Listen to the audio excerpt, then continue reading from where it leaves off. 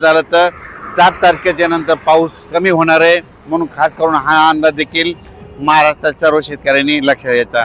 राज्यातल्या सर्व शेतकऱ्याला सांगू इच्छितो की राज्यामध्ये थंडी येणार आहे, पण ती कशी येणार आहे तर बऱ्याच जणांना वाटतं की सगळीकडे एकदा येईल, पण थंडी तशी नाही येणार।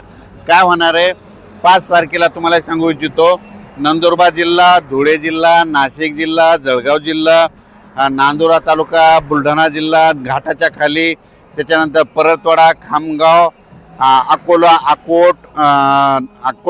अकोट, वर्धा, नागपूर ह्या परिसरामध्ये 5 तारखेला थोडी थंडी जाणवणार आहे। ती थंडी काय होणार आहे 6